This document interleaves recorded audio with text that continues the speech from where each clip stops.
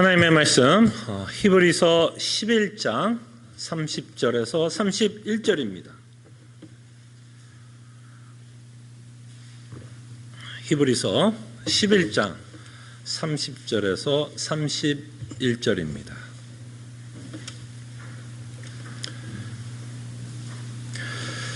하나님의 말씀이 이러합니다. 믿음으로 7일 동안 여리고를 도니 성이 무너졌으며 믿음으로 기생 라합은 정탐꾼을 평안히 영접하였으므로 순종하지 아니한 자와 함께 멸망하지 아니하였도다. 아멘. 오늘 여러분들과 함께 라합이라는 인물에 대해서 저희들이 좀 생각해 보기를 원합니다. 이 라합도 하나님이 계획한 구원이 무엇인가를 설명하고 있는 인물이며, 이 라합을 통해서 하나님이 계획한 구원이 누구에게 어떤 방식으로 적용되고 있는지를 저희들이 보게 됩니다. 하나님께서 이루신 그 구원이 누구에게 적용이 되는지를 보게 되고요. 또한 이 라합이라는 인물을 통해서 우리의 삶 가운데서 고백하고 있는 신앙, 그죠? 신앙 고백을 하고 있다면 그 고백과 함께 일치하는 삶, 그 모습이 어떤 모습으로 나타나야 할지를 이 라합의 인생을 통해서 우리에게 보여줍니다. 그래서 라합은 우리에게 큰 도전을 줍니다. 신앙을 고백하는 자들은 어떤 삶을 살아야 될지, 그다음에 신앙의 고백과 우리의 삶이 일치되어야 한다라는 것을 저희들에게 가르쳐 줍니다. 근데 이 라합은요, 굉장히 좀 특이합니다. 그의 좀 백그라운드가 좀 특이해요. 여러분들이 굉장히 잘 아는 것처럼 라합은 가나안 족속이었습니다. 이방인이었어요. 이스라엘의 족속이 아니었습니다. 엄밀히 말하면 하나님께서 선택한 백성이 이 시대는 아니었어요. 구약 시대는, 그죠? 이스라엘 백성이 아니었습니다. 라합은 이방인이었고요. 그 다음에 이스라엘이 이제 앞으로 가나안 족속과 이제 전쟁을 치를 건데요. 그 이스라엘 백성이 전쟁을 치를 적이 이 라합의 족속입니다. 그래서 라합은 이스라엘과 어떤 관계면 좀 적과 같은 관계, 또 원수와 같은 관계라고 생각해 볼 수 있겠죠. 만약에 이스라엘의 적이고 이스라엘의 원수라면, 전쟁을 치르는 대상이라면 그 대상은 사실은 하나님이 전쟁을 치를 대상이라는 것으로도 우리가 이해할 수 있습니다. 그때 라합은 이방인이었어요. 은혜를 받을 자격이 없었다라고 제가 여러분들에게 말씀을 드리는 겁니다.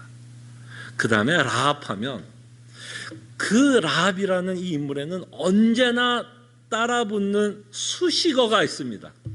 참 재밌어요. 짓궂은 것 같아요. 이런 좀 디테일한 부분은 좀 성경에서 좀 지워주면 참 좋겠는데요.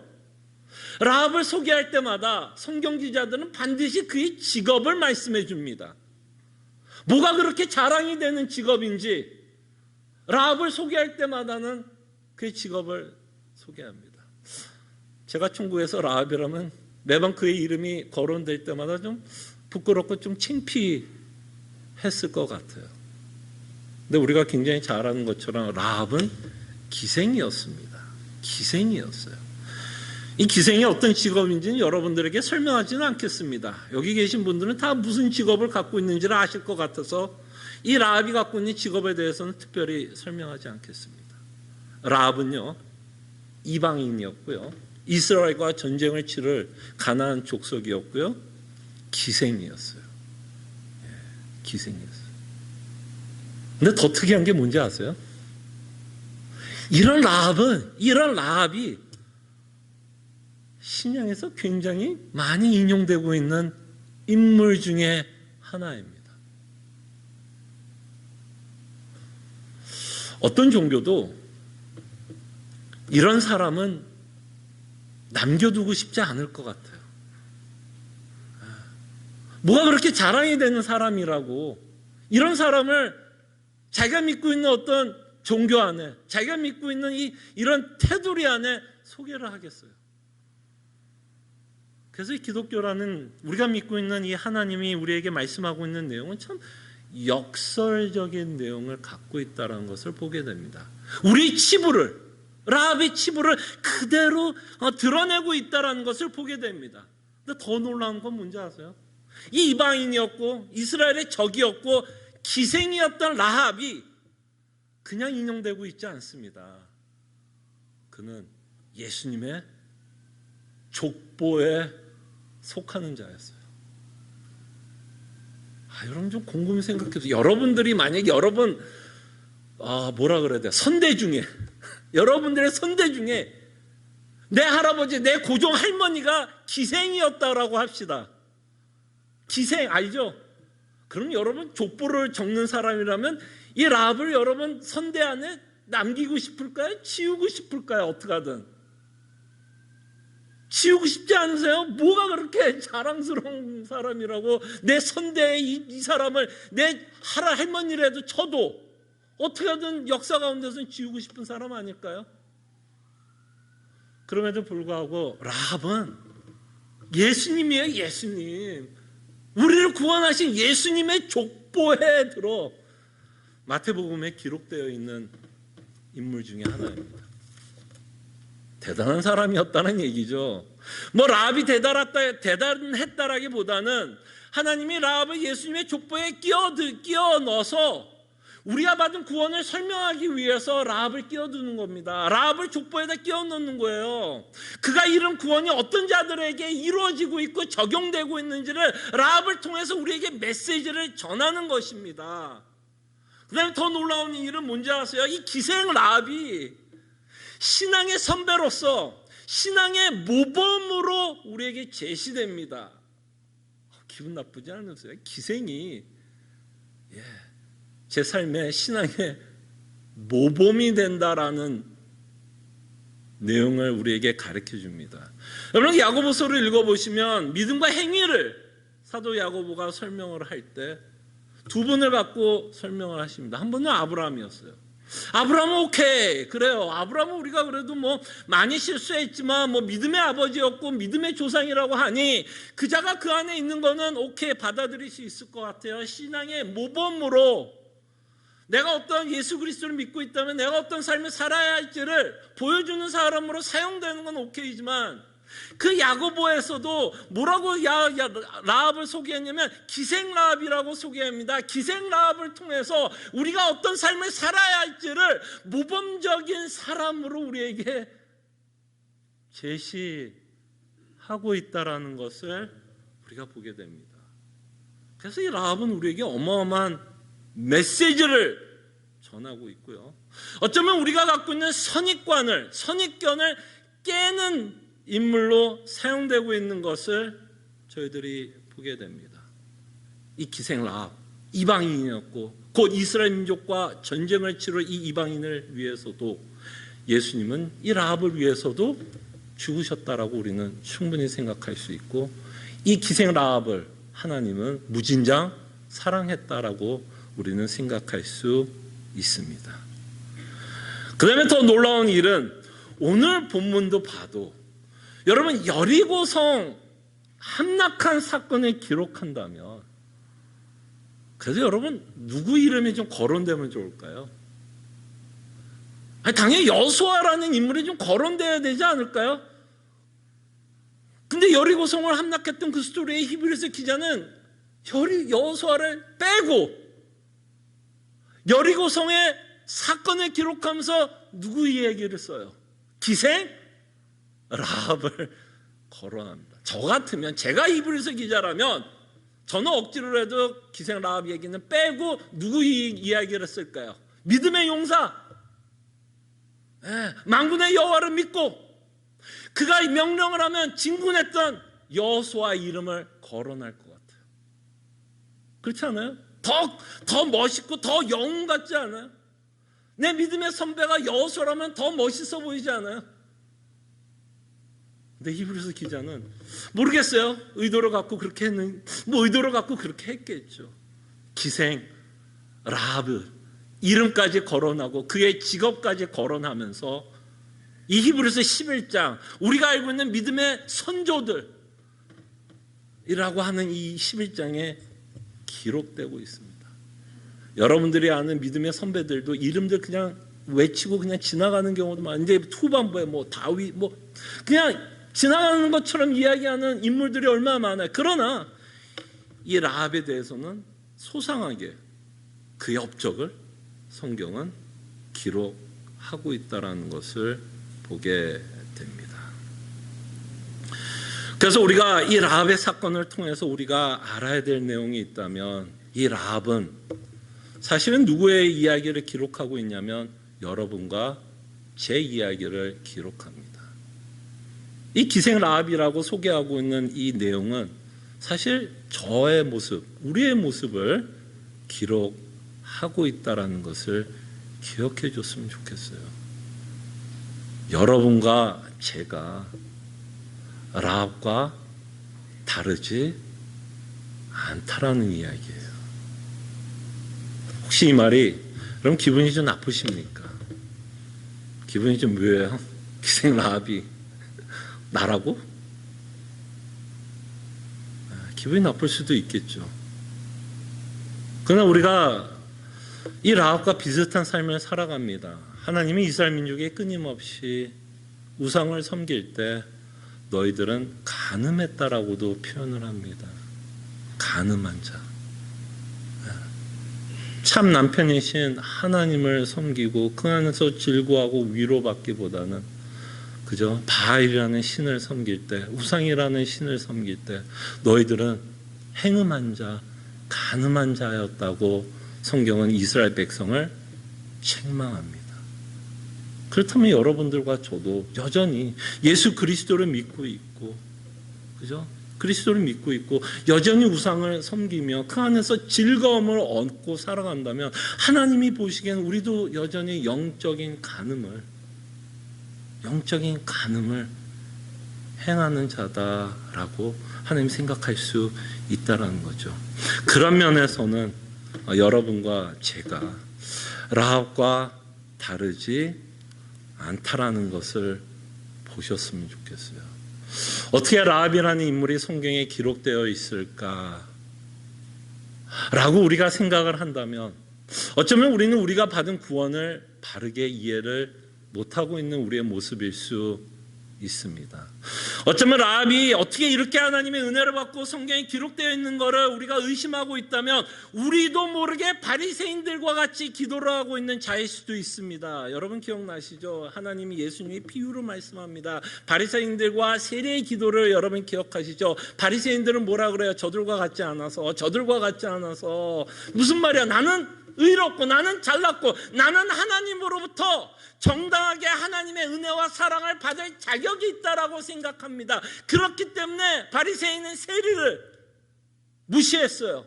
저 더러운 자. 저 세리는 하나님으로부터 사랑을 받을 수 없다라는 식으로 바리새인들은 세리들을 정죄하고 있는 모습을 보게 됩니다. 그럴 때 예수 그리스도의 복음을 믿고 있는 우리는 이 라합이라는 인물을 통해서 우리는 반드시 기억했으면 좋겠습니다. 나와 라합은 다르지 않다. 왜냐하면 하나님은 이 라합에게 베푼 그 은혜를 통해서 우리가 그리스도로 받고 있는 은혜를 설명하고 있습니다. 그렇기 때문에 이 라합이라는 인물이 히브리서에 지금 기록되어 있어요. 예수 그리스도의 피로 말미암아 성량을 받은 성도로서 이 히브리서에 기록되고 있다라는 것을 보시기를 바랍니다. 그럴 때 이 라합이 하나님께 은혜를 받았다라는 이 말은 우리에게 참 자유함을 준다라고 저는 생각이 듭니다. 정말 여러분들이 복음을 우리가 믿고 있다면 이 라합이라는 인물이 이렇게 히브리서 11장에 기록되어 있고 하나님의 사랑과 은혜를 받았다라는 자로 기록되어 있다는 건 우리에게 참 자유함을 줍니다. 어떤 자들에게 자유함을 주냐면, 여러분 신앙생활하면서 이런 갈등, 이런 고민 해보신 적 있어요? 하나님 앞에서 I'm not good enough. 하나님이 보시기에 나는 충분하지 않을 거야 라는 고민을 해보신 적 있어요? 또는 정말 하나님이 나 같은 사람, 나같이 생활했던 사람, 나 같은 과거를 갖고 있는 사람, 나같이 연약한 사람, 나같이 부족한 사람을 정말 하나님이 사랑할까라는 고민을 해보신 적 있으세요? 나도 나를 사랑하지 못하는데 진짜 하나님이 나를 사랑할까를 정말 하나님의 사랑을 의심해 본 사람이 있다면, 정말 이 라합이라는 이 기생 라합이라는 이 사람이 이 성경 11장, 이 11에서 11장에 기록된 이 은혜가 우리를 자유하게 했으면 좋겠어요. 라합이 11장에 기록될 수 있다면 누구든 그리스도로 말미암아 11장에 기록될 수 있습니다. 여러분들은 하나님 앞에서 충만한 자예요. 왜요? 여러분들이 잘나서요? 하나님께 의의 제사를 드려서요? 너무 교회를 잘 섬겨서요? 하나님의 말씀 너무 공부 많이 해서요? 너무 기도 많이 해서요? 아니요. 여러분들이 하나님 앞에 충만한 이유는 바로 그리스도 때문에, 그리스도의 죽으심과 부활하심이 여러분들을 충만하게 합니다. 하나님은 good enough, good enough. 내가 너를 사랑하기에 충만해. 정말 하나님의 사랑을 의심하지는 마시길 바랍니다. 그 죄책감에서 이 라합이 기록된 것을 통해서 정말 자유함을 얻었으면 좋겠고요. 여러분들이 not good enough라고 생각한다면, 내가 하나님 앞에서 하나님 보시기에 내가 충만하지 않다고 생각하면 행위로 가지 마십시오. 하나님 앞에 충만함을 증명하기 위해서, 그래 내가 지금 충만하지 않으니까 더 열심히 내면 하나님이 나를 충만하게 여겨주시겠지. 이게 여러분들이 노예가 되는 길이에요. 이 생각이. 그때 오히려 우리는 내가 충만하지 않다라고 생각할 때 우리는 우리의 행위로 가서 더 열심을 부리는 게 아니라 우리는 오히려 그리스도의 십자가에 무릎을 꿇습니다. 다시 한번 그리스도를 바라봅니다.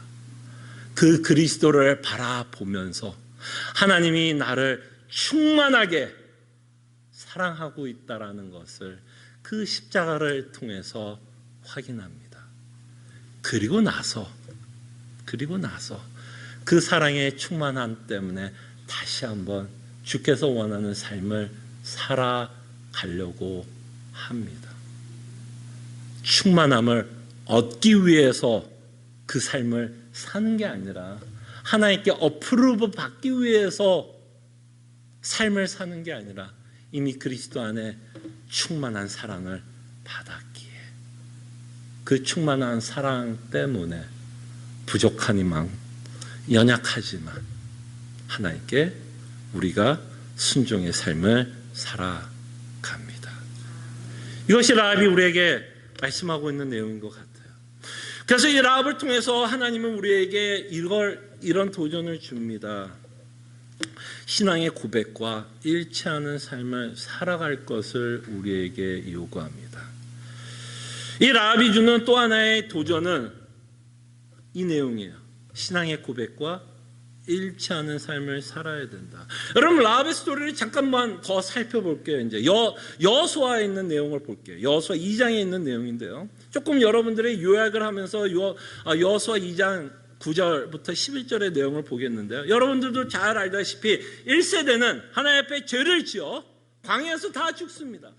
그러나 하나님은 그들에게 약속을 하셨기 때문에 이제 이스라엘 2세대죠. 여호수아 갈렙과 이스라엘 2세들을 드디어 가나안으로 들어가고 입성하게 됩니다. 자, 그럴 때 다시 한번 이스라엘 백성은 정탐꾼을 보냅니다. 가나안에 정탐꾼을 보내고 여리고성에 정탐꾼을 보냅니다. 그 스토리 가운데 정탐꾼이 라합을 만나고 있는 스토리를 보게 되는데요. 그 라합의 스토리를 통해서 이 라합은 이방인이었지만 그 하나님에 대한 신앙의 고백을 하고 있는 것을 보게 되고, 그 신앙의 고백 때문에 그것이 동기가 되어 하나님께 충성하며 순종하고 있는 모습을 우리가 보게 됩니다. 그래서 라합은 정탐꾼을 도와 군인을 속여 정탐꾼들을 숨겨줍니다. 그죠? 자, 그럴 때 우리가 좀 주목하고 싶은 건 뭐냐면, 라합이 왜 정탐꾼을 숨겨주었을까요? 어떤 이유 때문에 정탐꾼을 숨겨주었을까요? 그리고 이 라합이 정탐꾼을 숨겨주는 건, 라합은 자신의 목숨을 걸고 정탐꾼을 숨겨주는 겁니다. 무슨 말인지 알겠죠? 잡히면 treason, 그죠? 나라를 배신한, 그냥 죽을 수도 있는 상황 가운데. 그러니까 낭만적인 상황이 아닙니다. 지금 전쟁 가운데 있어요. 그럴 때 이 라합은 이 행동을 왜 하고 있는지를 그가 고백하고 있는 신앙을 통해서 삶을 살아가고 있는 모습을 보게 됩니다. 자, 2장 9절부터 저희가 좀 살펴보면요, 라합이 정탐꾼에게 이렇게 말합니다. 말하되 여호와께서 이 땅을 너희에게 주신 줄을 내가 아노라. 지금 뭐 하고 있는 거죠?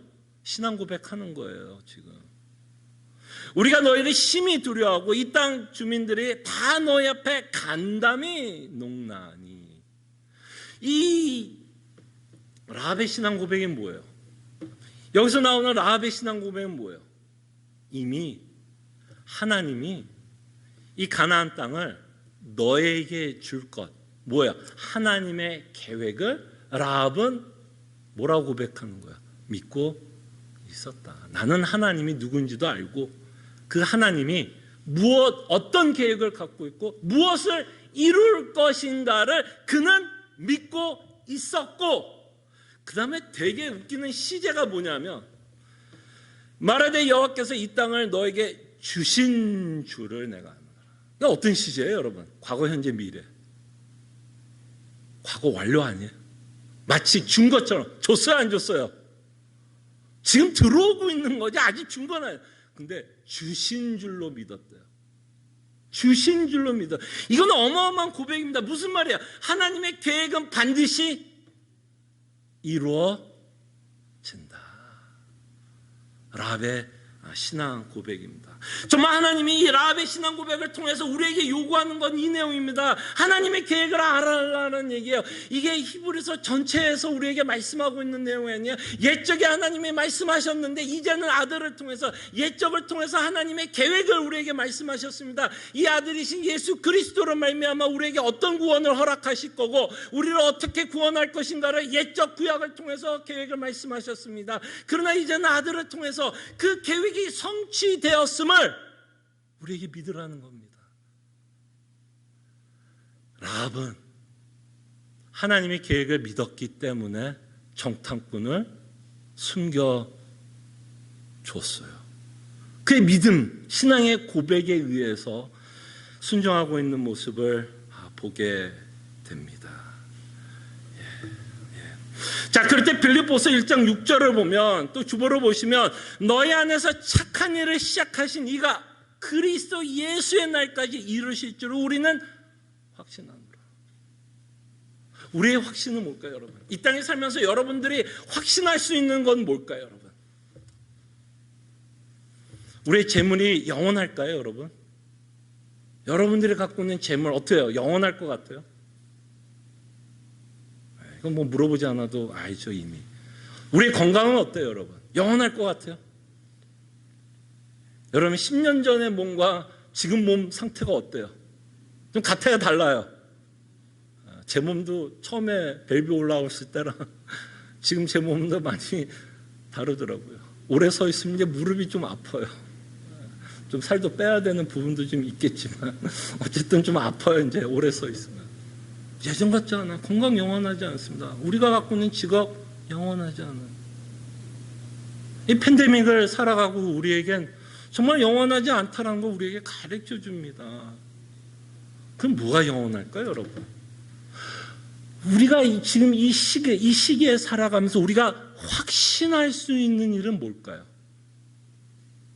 우리가 받은 구원뿐입니다. 우리가 받은 구원 외에는 영원한 것도 없고요. 확신을 가질 수 있는 것도 없어요.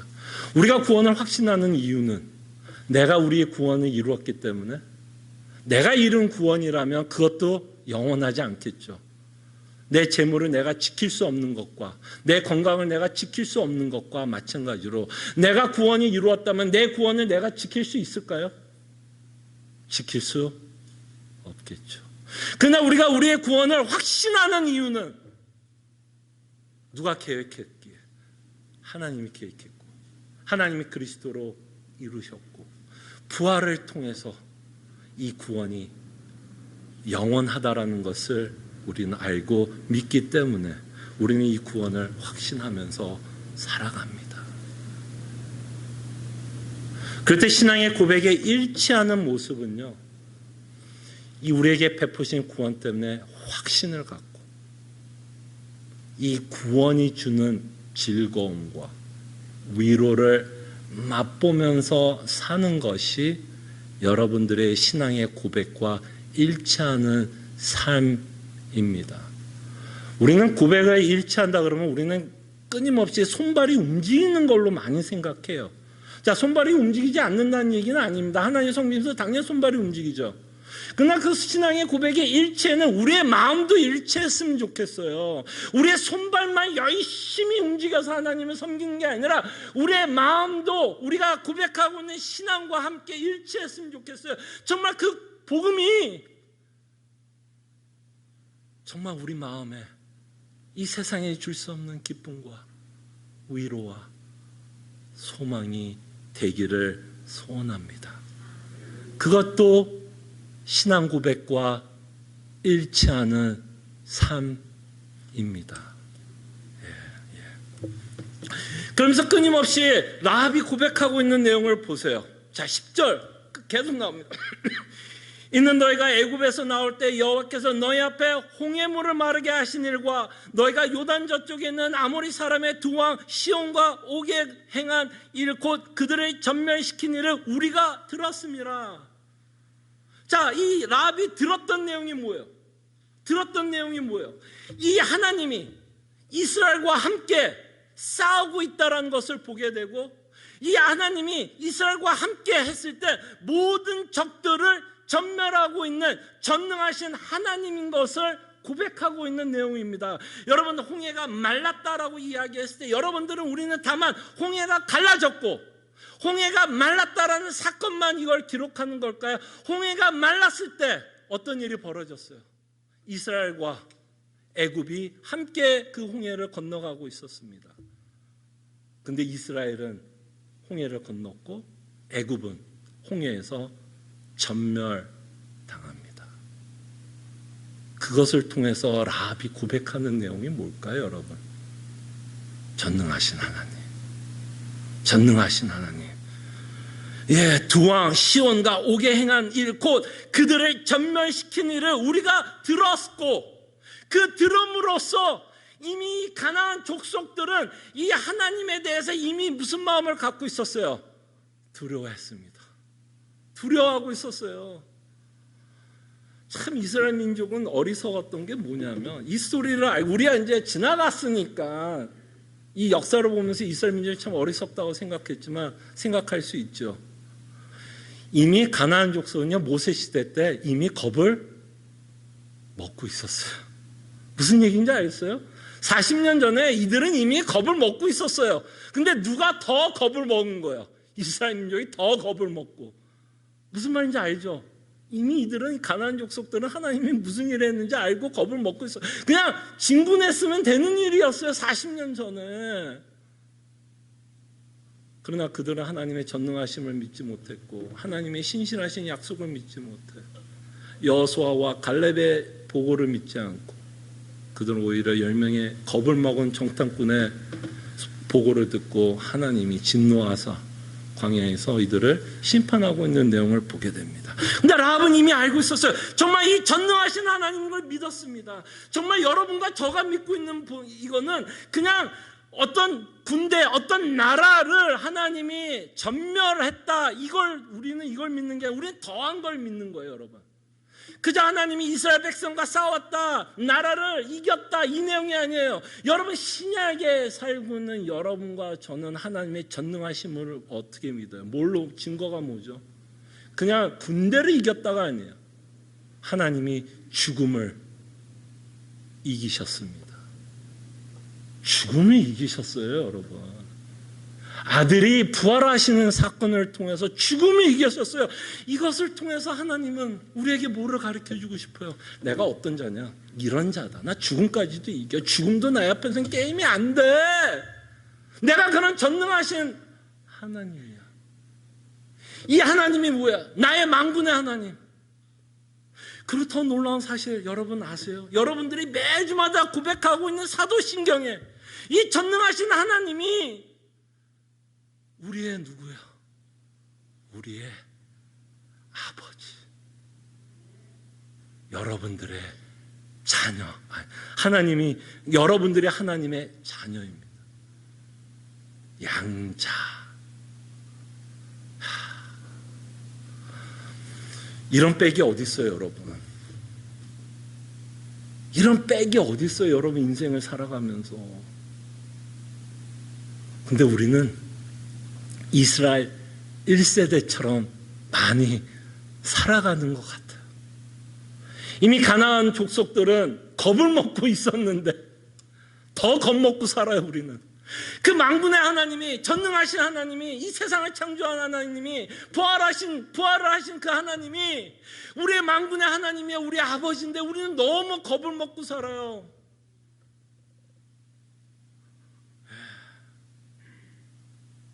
그때 라합은 이 전능의 하나님을 믿기 때문에 누구 편에 서는 걸까요?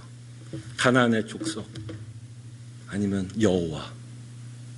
여호와의 편에 쓰고 있는 것을 저희들이 보게 됩니다.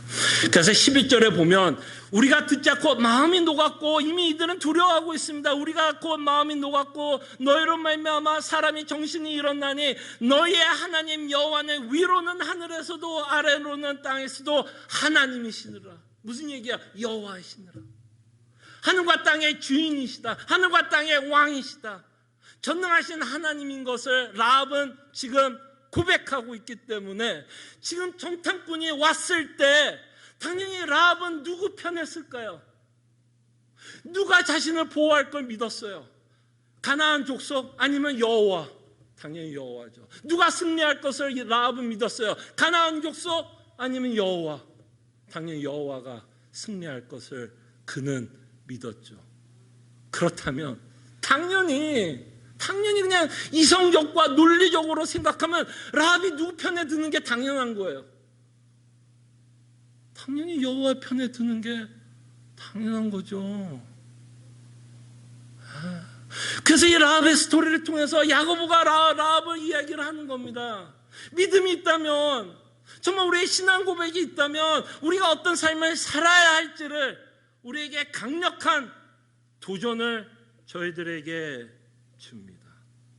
여러분들의 인생을 살아가면서 누구에게 충성하십니까? 누구를 위해서 살아갑니까? 나를 위해서 살아갑니까? 자녀를 위해서 살아갑니까? 내 계획을 위해서 살아갑니까?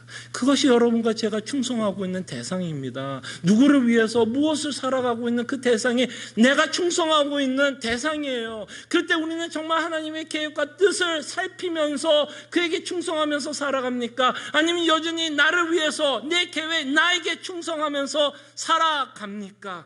그럴 때 이 히브리서는 죄를 속량하시사 은혜의 보좌에 앉아 계신 그 하나님께 담대히 나올 것을 우리에게 촉구합니다. 여러분과 저는 이제는 더 이상 이방인이 아니에요. 이방인이 아닙니다.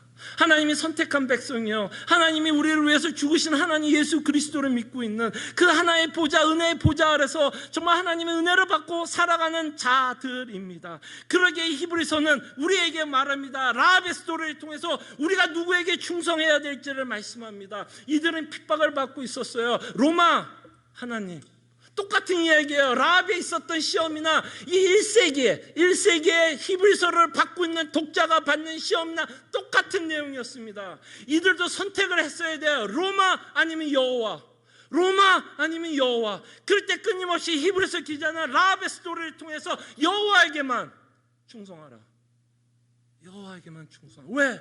그는 우리에게 구원을 베풀었고 영원한 구원을 베풀었고 하늘의 안식을 우리에게 허락했으며 하나님의 나라를 우리에게 주셨기에 우리에게 축복합니다. 여호와를 선택하라. 여호와를 선택하며 그를 의지하고 그가 주는 복음을 믿고 그 복음이 주는 참된 은혜와 위로와 소망을 갖고 이 땅에서 인내하면서 팬데믹이든 팬데믹이 아니든 상관없이 우리는 우리가 처한 이 곳에서 상황 가운데서 우리는 충성을 다합니다. 조금 후에 우리가 찬송가를 하나 부를 것입니다. 부름받은 이 몸 어디든지 가오리다. 부름나선 이 몸 어디든지 가오리라. 여러분, 어디든지 가지 마시고요, 여러분들이 처한 그곳에서 충성하십시오. 우리가 문제가 있고 어려움이 있고 염려가 있으면 우리는 도망가고 싶은 마음 들 거예요. 어디든지 떠나고 싶고 부인하고 싶고, 왜 나에게 이런 일을 하나님 허락하십니까? 왜 나에게 이런 힘든 일을 주십니까? 어디론가 훌쩍 떠나고 싶은 마음이 들 수 있습니다. 아니요, 바로 이 자리, 여러분들이 쓰고 있는 그 자리에서 최선을 다하시고 충성하시며 바로 그 자리에서 주께서 주시는 은혜를 사모하고 그 자리에서 하나님께 충성하시면서 사시기를 소원합니다. 기도하죠. 라합의 스토리를 통해서 우리에게 말씀합니다. 라합이 구원받았다라는 것을 통해서 우리의 구원을 설명합니다. 그래서 우리가 이 시간 기도합시다. 우리에게 베푼 구원에 대해서 감사할 수 있도록 기도합시다. 예수 그리스도로 말미암아 우리를 하나님은 충만히 우리를 사랑하고 있다는 것을 기억하고 정말 자유함 가운데 하나님을 사랑할 수 있도록 기도했으면 좋겠고, 라합의 스토리를 통해서 신앙의 고백과 일치하는 삶에 대해서 저희들이 살펴봤습니다. 정말 우리의 신앙의 고백과 삶이 일치하며 살아갈 수 있도록 저희들이 함께 기도했으면 합니다. 기도하죠.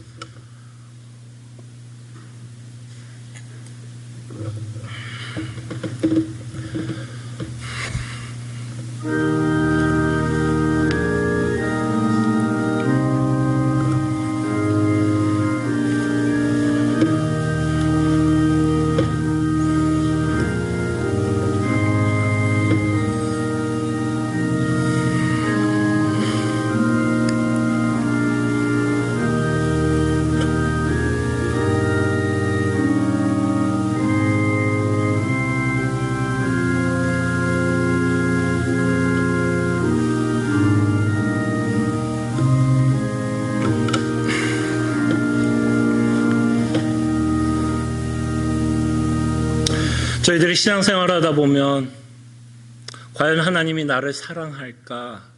라는 의심을 갖고 신앙생활할 때가 많고 하나님의 사랑을 의심할 때 많은데, 정말 하나님이 라합을 사랑하고 있고 그 라합이 이 히브리서 11장에 기록된 사건을 통해서 우리가 예수 그리스도를 말미암아 하나님이 우리를 사랑하고 있다라고 믿고 하나님께 감사하며 우리가 갖고 있는 죄책감에서 자유함을 갖고 하나님을 섬기며 살아가는 주의 백성들 되게 하여 주시옵소서. 그리고 바라기는 우리가 믿고 있는 신앙이 있고 믿고 있는 신앙의 고백이 있다면 주여, 이 고백이 땅에 떨어지는 고백이 아니라 이 고백이 열매를 맺게 하여 주시고 우리 삶의 풍성한 열매로 나타나게 하여 주시옵소서. 감사하고 살아계신 예수 그리스도 이름으로 기도합나이다. 아멘. 지금부터 저희들이 성찬 예식을 거행할 텐데요. 지난달에 했던 방식으로 똑같이 하겠습니다.